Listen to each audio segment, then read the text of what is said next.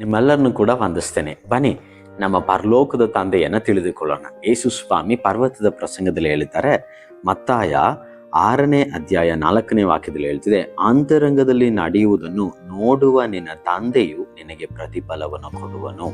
ಪ್ರೀತಿ ದೇವಜನರೇ, ಯೇಸು ಸ್ವಾಮಿ ಪ್ರಾರ್ಥನೆ ಮಾಡುವುದನ್ನು, ಉಪವಾಸ ಮಾಡುವುದನ್ನು, ಮತ್ತೊಬ್ಬರಿಗೆ ಸಹಾಯ ಮಾಡುವುದನ್ನು ಕುರಿತಾಗಿ ಹೇಳುತ್ತಾರೆ, ಅಂತರಂಗದಲ್ಲಿ ನಿನ್ನನ್ನು ನೋಡುವ ನಿನ್ನ ತಂದೆ ನಿನಗೆ ಫಲ ಕೊಡುವನು ಅಂತೇಳಿ. ನಮ್ಮ ಜೀವಿತದಲ್ಲೂ ಕೂಡ ನಮ್ಮ ದೇವರಿಗೆ, ನಮ್ಮ ತಂದೆಯಾಗಿರುವ ಆತನಿಗೆ ನಮ್ಮೆಲ್ಲ ಕಾರ್ಯಗಳು ಕೂಡ ಆತನಿಗೆ ಗೊತ್ತು. ಆತನಿಗೆ ಮರೆಯಾಗಿ ಒಂದು ಕೂಡ ಇಲ್ಲ. ಅದರಿಂದ ಯಾವ ವಿಷಯವಾಗೂ ಚಿಂತೆ ಮಾಡದೆ ದೇವರ ಮುಂದೆ ಯಥಾರ್ಥವಾಗಿ ನಡೆದುಕೊಳ್ಳೋಣ. ಯಾಕಂದರೆ ದೇವರು ನಮ್ಮ ಹೊರತೇರಿಕೆಯನ್ನು ನೋಡುವಂಥ ದೇವರಲ್ಲ, ನಿನ್ನ ಹೃದಯವನ್ನು ನೋಡುವಂಥ ದೇವರು. ಅದರಿಂದ ನಮ್ಮ ದುಃಖಗಳು ಆತನಿಗೆ ಗೊತ್ತು, ನಮ್ಮ ಬಲಹೀನತೆ ಆತನಿಗೆ ಗೊತ್ತು, ನಮ್ಮ ಹೋರಾಟ ಆತನಿಗೆ ಗೊತ್ತು.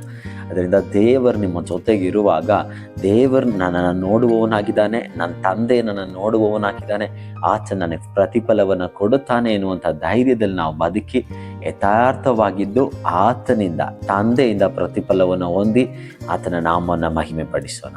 ಆಮೆನ್.